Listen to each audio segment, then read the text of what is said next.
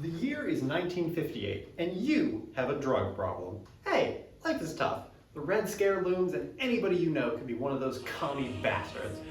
Could also be the fear of the nukes, because, let's be honest, those plywood desks are not going to save anybody. And maybe your life spiraled out of control in some other way. Regardless, you're trying to get back on track.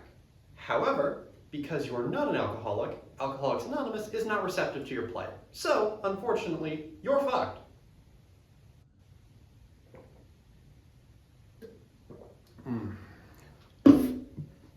Nectar of the gods right there. Hydrate or dihydrate, kids. That is, until you hear about a relatively new group that was started by a former AA member on the West Coast.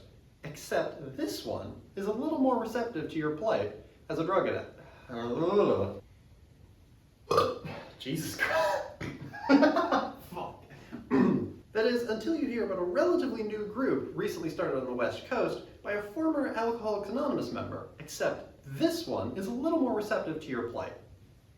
So, by the time you finally get your shit together, head out to California. Fuck, I'm gonna redo that. Don't fucking go to sleep on me, asshole. I see you. That is, until you hear about a relatively new group that was just started over on the West Coast, except this one is more receptive to drug addictions. No, I need to include the part he's an AA. Fuck. I'm doing great, I'm doing great. That is, until you hear about a relatively new group that was started by a former Alcoholics Anonymous member, except this one is more receptive to drug addicts. By the time you get your shit together, it is 1959, and they just rented a new building. So, you get out to Santa Monica, you find an old armory for the National Guard, and when you walk inside, you're greeted by a nifty, kind of pithy motto that sounds a little bit profound. Today is the first day of the rest of your life. In around 40 years, the very name of this place will invoke the image of a violent cult, or rattlesnakes for some reason. What some would consider a terrorist organization right here on American soil. What happened? How did this group, once hailed as a bastion for drug addicts, for rehabilitation, for progress, how did it fall so far? Let's go find out. Welcome to Synanon.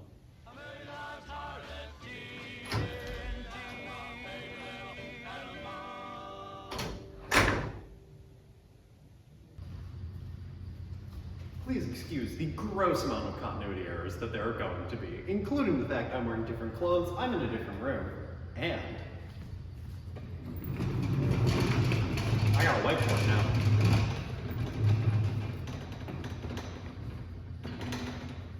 Don't even know if that's in frame.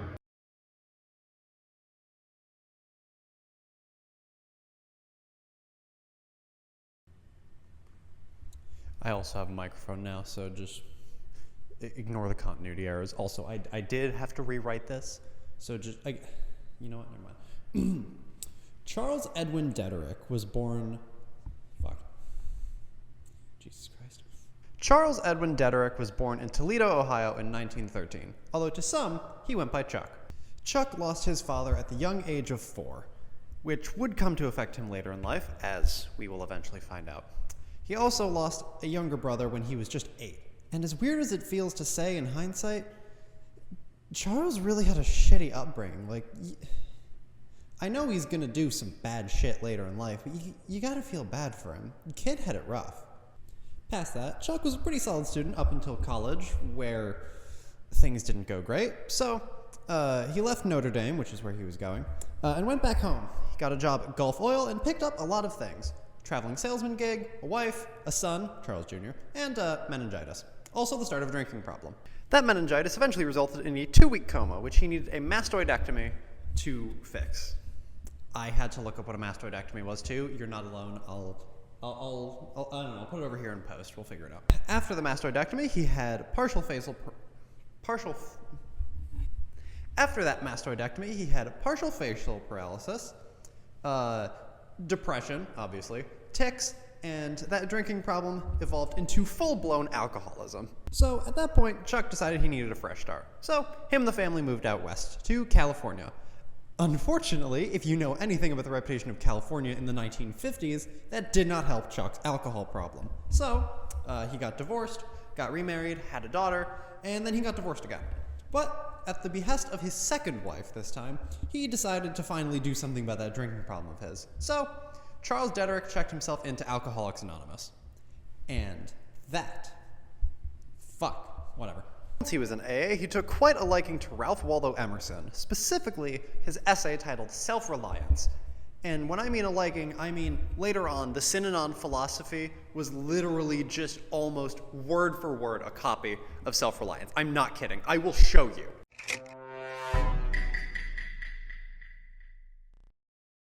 Look, I'm not going to do the guy dirty. From what I found, Charles Dederich seemed to have been a genuinely talented man and committed to his own recovery. Like, he wanted to be better. This wasn't just like, oh, I'm doing this for my bitch wife, because of course it was the fucking 1950s. No, he wanted to do this. In Alcoholics Anonymous, they appreciated his talent. Like, they recognized that this guy was a good public speaker and that he had conviction behind his words, which will be very important later. Now, as much as I'm gassing up Chuck right now, his time in AA wasn't the only thing that was important. No, that would be him tripping balls on LSD. I jest. More specifically, that would be his involvement in UCLA's neuropsychiatry department and their experiments using the drug. Now, those around him, and Chuck himself, said that this LSD experience had a huge impact on his personality. Once he got really high on LSD, I want to be that high. I want to get so high on LSD that I think, you know what I'm going to do? I'm going to go start a rehab facility. Now, regardless of my slight envy of the man, his experience on LSD really kicked him into overdrive. He realized what he wanted to do in life. He wanted to help people the way that he wanted to help people recover like he had. A former member of Synanon, Margot McCartney is her name, actually wrote an account that this experience, he found himself on a mission, almost. That he just, effectively what I described, except, it sounds like a normal person wrote it. Funny enough, if you'd believe it, Chuck was actually a big proponent of the therapeutic use of LSD, because again, that's what helped him figure out his life. But after a little while, he kind of realized that the program he was trying to do, that wasn't really going to cut it, so he abandoned the idea eventually. This new group that I mentioned earlier originally was going to be called the Tender Loving Care Club, which, oh, how cute. It sounds like something I'd hear on the Care Bears. However, that already existed. There was already a TLC club, so they needed a new name. Now, sources conflict and overlap a little bit on this one as to how this group got its new name. Some said that it was a kind of mispronunciation of the word symposium or seminar. Some said that it was drug addicts or alcoholics kind of slurring the words. Same words, though, so it's not that conflicting. One news report said that it was short for Sinners Anonymous because, addicts are all sinners in the eyes of God. That guy drinks, fucking kill that guy. I want him dead. Regardless of the exact story, the group ended up being named Things I Do for an Audience of 7 People.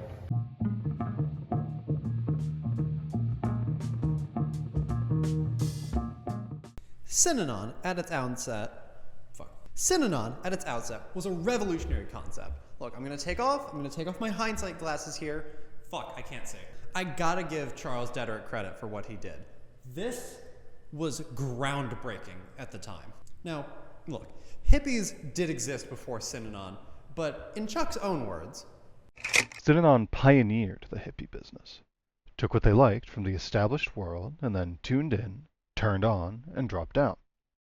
What's holy about getting loaded to your eyelashes and leaving your garbage to pile up and breed flies while your plumbing goes out of whack and your girls get babies in the clap at the same time? So Chuck wasn't a hippie by the conventional definition. No, far from it. He was way too motivated of a guy to do that. Chuck's adoration for the notorious RWE also informed his view of what he wanted Synanon to look like. It was going to be a place that gave addicts a rigid structure, a kind of a framework to rehabilitate them and get them back on their feet. Something that once it gave them that boost, they could take it out into the real world and they could stand on their own. Bootstrapping, basically. Now, this general view also combined with a very important aspect of Synanon: working. Just plain work. Everybody in Synanon works. There is no exception. Otherwise, if you weren't working, you couldn't be a member. Damn, I swear, Americans will just follow every single tenet of socialism combined, and then the moment you call it socialism, oh, it's evil all of a sudden. Charles, Walt, I'm looking at you. The medical director of one of Synanon's facilities, Dr. Carl J. Deisler, later on, 1970 or so, wrote on what he called the concepts and methods of Synanon. Deisler claimed that Synanon's goal was to break away from the more traditional or rigid ideas or frameworks that Deisler claims that what Synanon was trying to do was to break away from the more traditional or rigid structure that the psychiatric industry had put in at the time. Jesus. He outlines these 3 traditional methods while also throwing shade. The first one is a true derivative of our Judeo-Christian tradition. This one equates sin with crime, and both, of course, from that frame of reference, call for punishment. You know what, Doc? I can get behind that one. I don't think that religion should have a place in the law or in the wider societal moral view of people. So, you know what? I'll give you that one. You've got 1 point so far.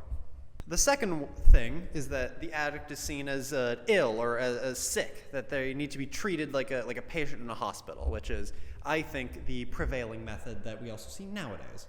I mean, hey, it's better than being a sinner in the eyes of our Lord and Savior. Can I get an amen? Now, the third thing that he's critiquing here is called methadone treatment. And if you're wondering what it is, don't worry, I was too. I had to look it up. Basically, methadone was, at least is, for his sake, at the time, a drug that was used to treat withdrawal symptoms from things like opiates.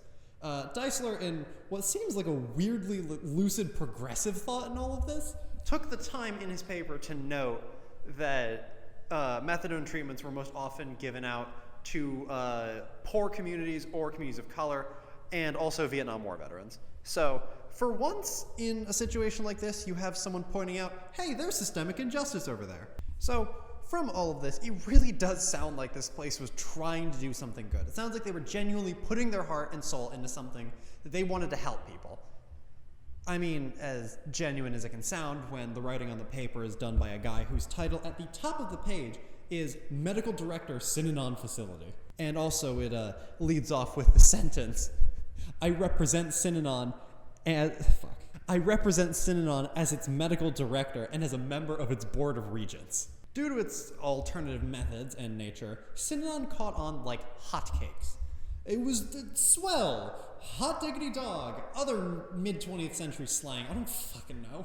From Life magazine to the Senator of Connecticut at the time, Thomas J. Dodd. In the early 70s, He was in the process of building a model city, a demonstration city on Tomales Bay, where Synanon had the good fortune to acquire and have an option on several thousand acres of land in a rather attractive setting. This is where the Synanon city is slowly being built. On the same principle as everything else in Synanon, it isn't being done for Synanon, but by Synanon with the blood, sweat, and tears of our residents. So yeah, they were building a city. This was a societal phenomenon. This was a cultural fire. Claire Clark, in her book, The Recovery Revolution, which I have cited several times, and I will continue to cite, shout out to you, Claire, even created a family tree of other therapeutic communities that spawned after Synanon.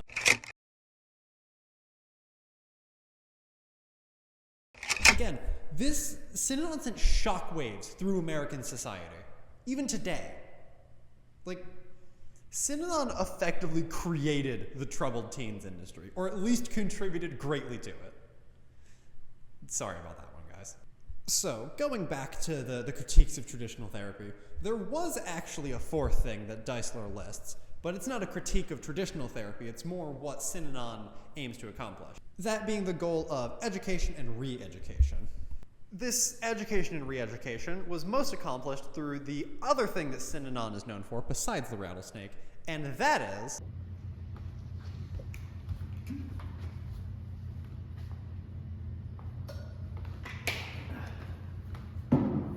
just like I said in the intro, hydrate, kids.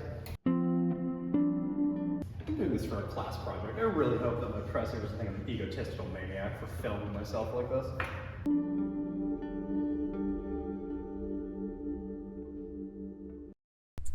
I'm gonna let you know right now, if you think that name is concerning, It is. Attack therapy is a subdivision of confrontation therapy, which is already a subdivision of this other thing called ventilation treatment, which is the idea that maybe being verbally degraded is useful outside of the bedroom. Which is a variant on talk therapy, only more aggressive. The underlying idea was that the therapist and the client, or however you want to term them, would be, I guess, truthful. They wouldn't really hold back. You would get up in each other's faces, and the idea was that by being aggressive and by being confrontational and attacking the other person, that this would kind of bring down their emotional walls or barriers, and then from that they could kind of build themselves up. They could realize their weaknesses, or they could realize things that were holding them back, and that afterwards they could make themselves a better person, I guess. Alternatively, and albeit slightly less professionally, it is meant to be emotional. Like, it is meant to be really emotional. Like, borderline abusive. You ever seen Beyond Scared Straight, that TV show based off that one movie, Scared Straight? You like to fight your mama, but you scared of us. What type of weird is you, huh? Oh, no. Oh, no. Oh, no, you ain't. Yeah, that one. That is ventilation therapy, or confrontation treatment, whichever one. I'm mixing up the words. Now, imagine that, except get a room of maybe 12, 24 people of all relatively similar status, make them all pissed, and let them go to fucking town. You have just created the Synanon game. I've heard of monkeys and typewriters before, but this just sounds like 90 enraged apes. Now, accounts of what happened in the game vary a lot, depending on who you're asking. One former Synanon member, Deborah Swisher, wrote in an interview with Salon, effectively detailing an experience that kind of radicalized her against Synanon, because she was a member at the time, but she was a teenager, I believe.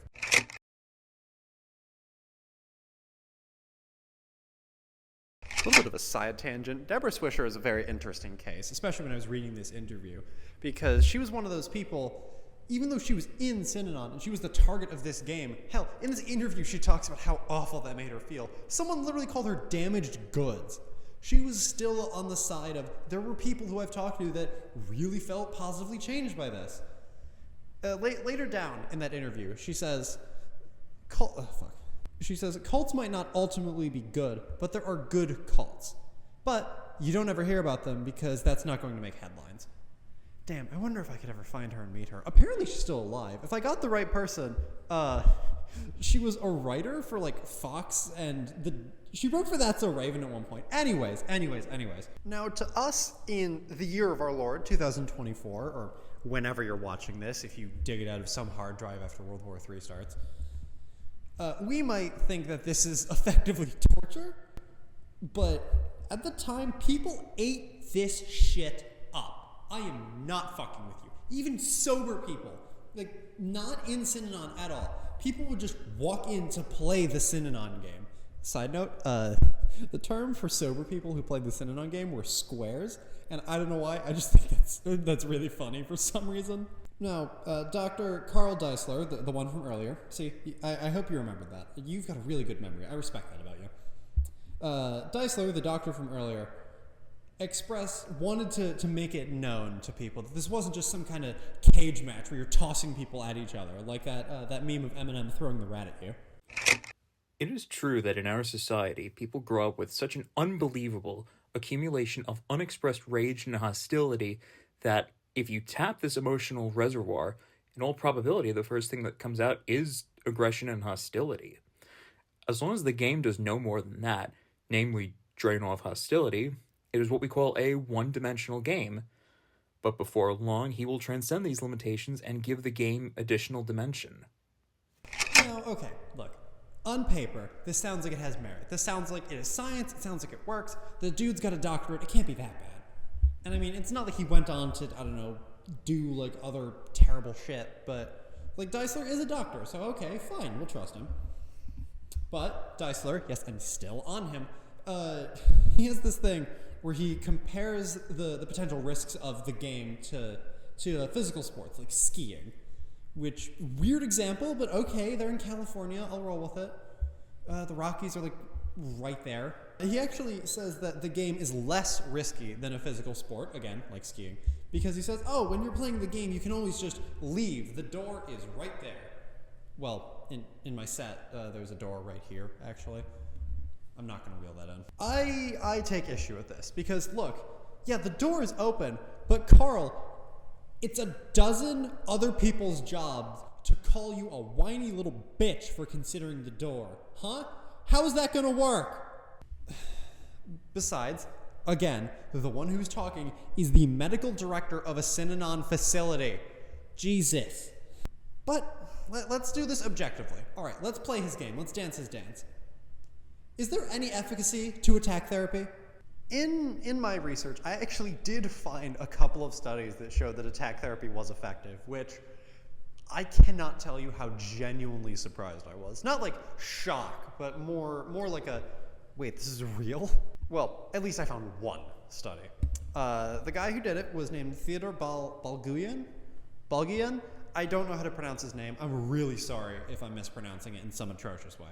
I'm just gonna say Theodore. I don't mean to disrespect him, but I don't want to butcher that last name. Theodore was at CSU San Jose, and he was doing a study from a group of, I've got it written down, at least a few dozen alcoholics. Now, I'm not a psychologist or a psychiatrist or any sort of trained professional, so when I was reading this thing, there was a lot I didn't understand. Like, there are like charts, like a lot of charts and things that I really don't get, because there's a lot of labeling that I find the paper didn't explain really well, but regardless, it made a point. The point was that the one group that used attack therapy, or that used the Synanon game method of things, actually recovered mentally a little better, especially in the realms of anxiety, than the control group that didn't use it. So, okay, yeah, there's at least one, and I trust that he's not like paid, or he's not getting some sort of other funding or like endorsement from Chuck Dederich and his whole gang. So you know what? We'll give him 1 point. That is 1 point for attack therapy so far. I also found another account from a Baptist minister named Fred Davis, and he oversaw a similar kind of experimental thing. He wasn't necessarily running an experiment, but it was kind of an experiment. Out of these 49 addicts, criminals, drug addicts, 38 of them, using the Synanon game method, saw a successful turnover, which, okay, shit, that's also pretty impressive. And I also doubt that a man of God would lie like this, so 2 points. However, those are the only two accounts that I was able to find. So, there are a couple of possibilities here. 1, I did not look hard enough. Unfortunately, very possible. 2, it just wasn't something that people ran scientific studies on, also possible. Or 3, it was a cold fusion situation. It asked, someone made a mistake in the process and nobody admitted to it. One source I found actually cited the opposite, that attack therapy was really not helpful, or that it was only based on like anecdotal accounts and not anything substantial scientifically, and that the turnover rates for members of Synanon were actually really low once they got outside of the facility, which is definitely a problem when you're trying to make a structure for people to build on. The problem gets a little worse when one book I found on the topic by Rod Jansen, totally go read this by the way, super comprehensive and amazing, claimed that, quote, dishonesty in the game had at times run rampant, and that, quote, the issue was never resolved. But, okay, maybe the game had some issues, but that's not the end of the world. So, what was? Well, if you're ever going to use a whiteboard for something, get a sturdy whiteboard. This thing is...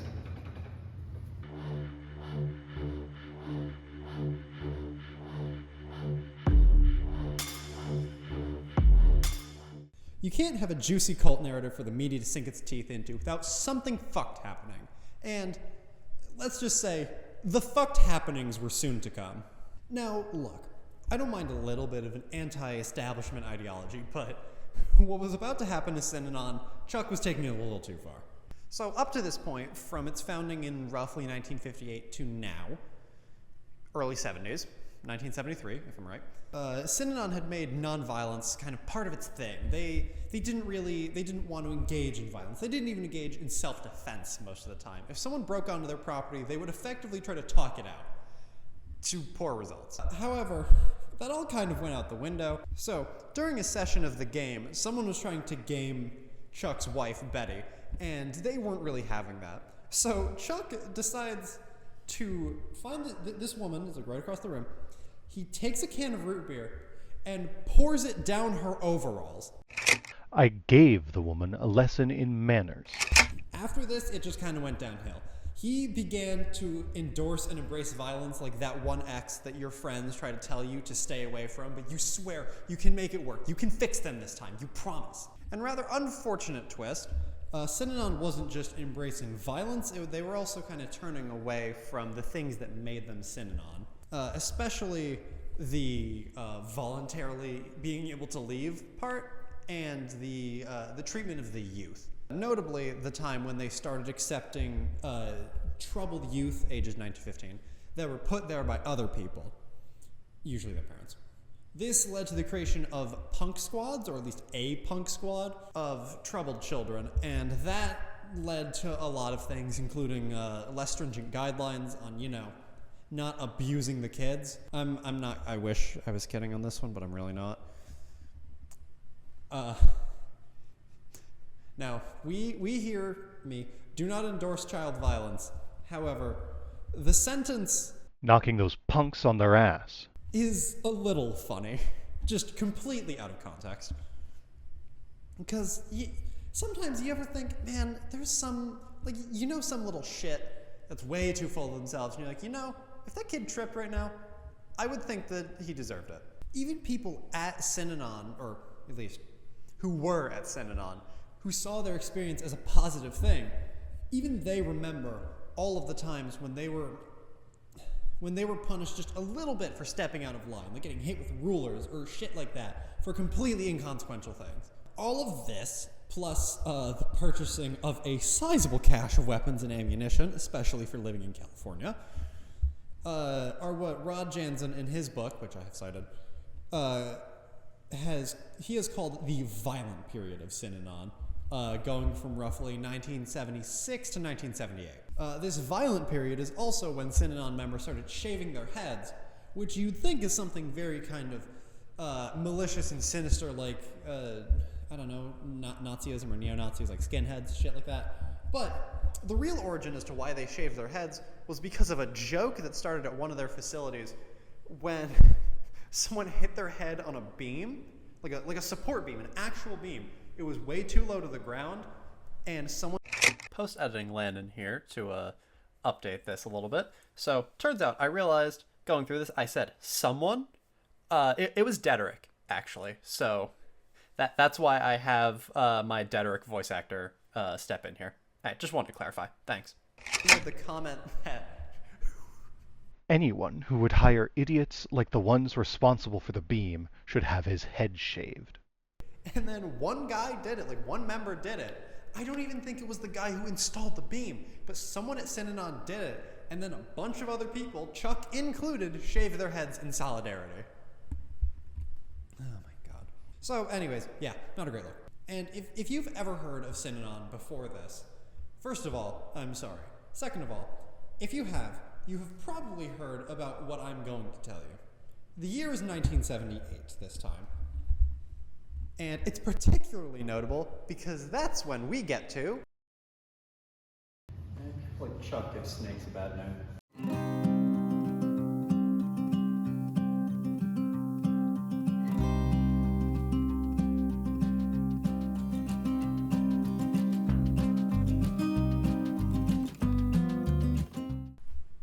Please forgive me, I don't know how to draw snakes. I don't know how to draw at all. So remember way back when, at the beginning of this whole thing, when I was telling you about the rattlesnake issue? Yeah, I owe you an explanation. So, in 1977, a lawyer by the name of Paul Morantz was taking on a case that involved a husband and a wife. This interview gives them the names of Ted and Terry. Terry was committed to a Synanon facility of her own free will. However, she could not get out of that facility of her own free will. They kind of kept her there. So Ted came to Morantz and he said, please help me get my wife back. And Morantz said, okay, yeah, let's do this. So he had this idea. Synanon said that they weren't going to release her without some kind of contract or a release of liabilities, something like that, so they couldn't sue. What Marantz did was he wrote up a contract because he's a lawyer, except... Fuck. I don't speak legalese. Also, I would like to point out that after Marantz agreed to help, and he called a couple of local facilities, called like local government, to be like, hey, this Synanon thing's kind of a problem, we need some help. He found out that Synanon, at the time... Sorry, I need a second here, just to remind myself of this. Synanon was not licensed to operate as a mental health or rehab facility, but that all attempts that had been made for government inspection had been rebuffed. Imagine being Paul Marantz in that moment. Actually, you don't even need to. He says how wild he knew that his career was going to be. Quoting him here. And I just had the sense that everything in my 31 years up to that point had happened for this moment, and that this was my moment. God, that sounds so cool. So Marantz's idea, for lack of a better word, was to pull a switcheroo on Synanon. He wrote up a waiver for all parties involved, basically saying, all right, when you sign this, you're releasing all liability for a Terry, whatever, you're not going to be charged for damages or whatever.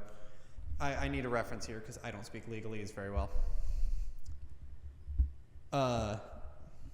The waiver itself said, it, quote, released them of all liability for taking her out. And all parties did sign, much to Marantz's pleasure, because then he got to hit them with the follow-up punch. He sued them for $350,000 and won. Well, won it for Ted and Terry, that's the good ending.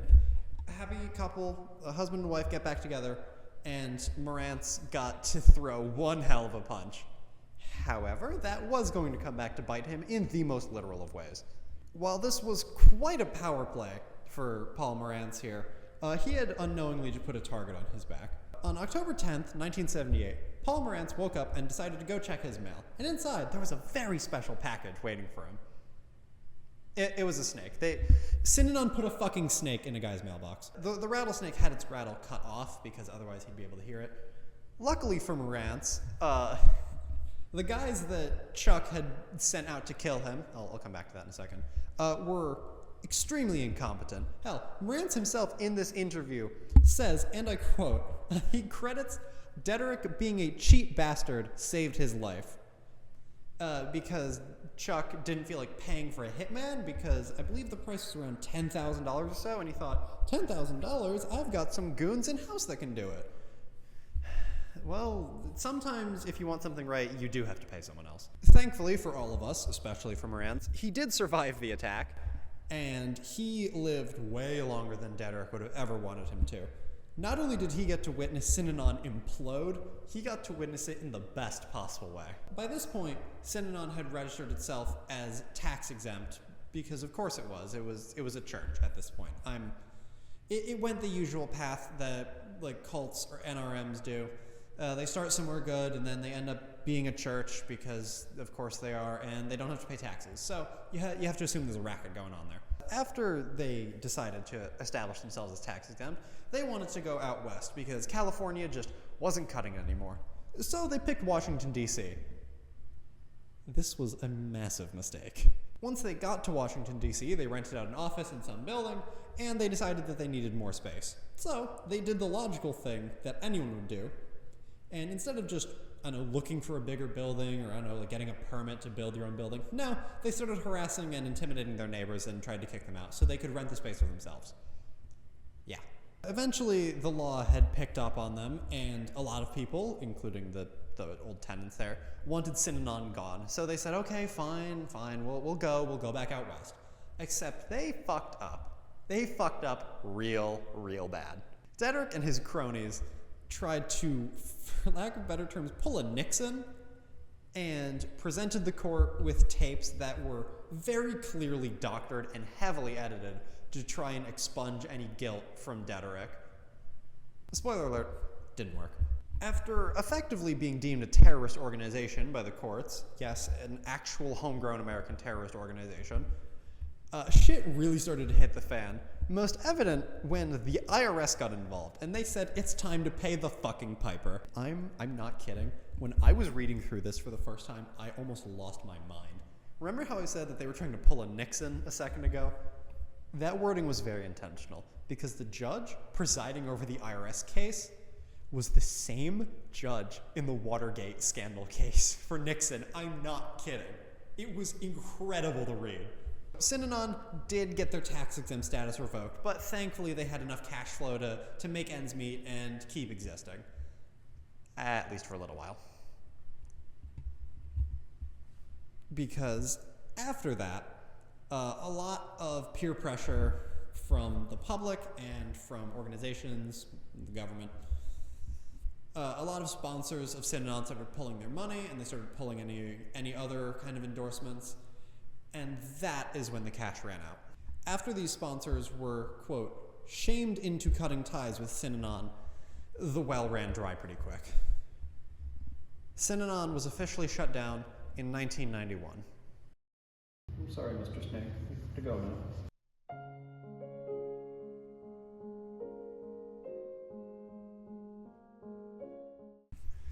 By this point in the story, Charles Edwin Dederich was forced to cut ties with Synanon way back in 1978 because he was put on trial for trying to kill a guy. He got probation for 5 years and, again, was forced to cut ties with the organization.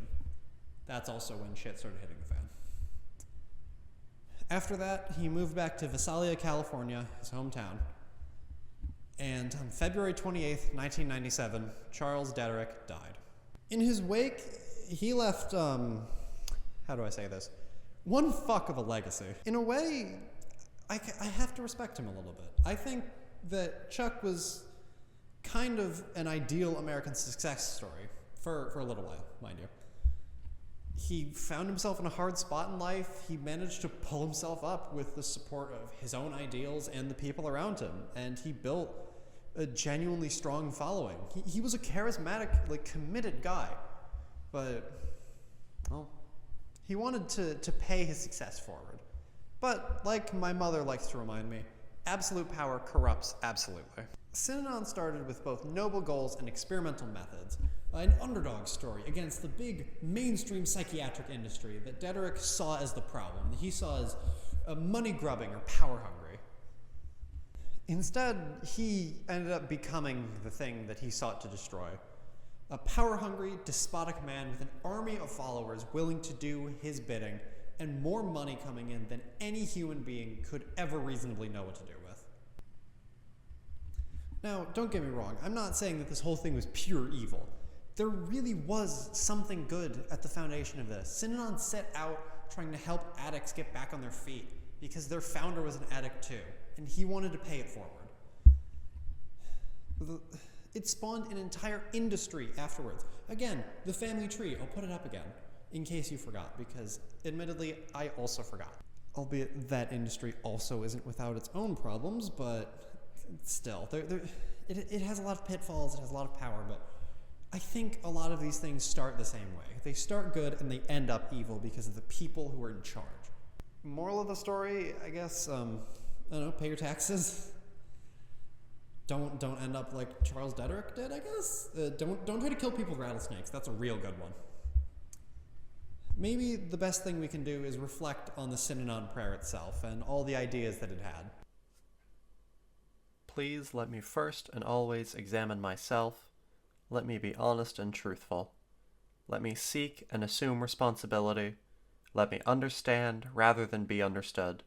Let me trust and have faith in myself and my fellow man. Let me love rather than be loved. Let me give rather than receive.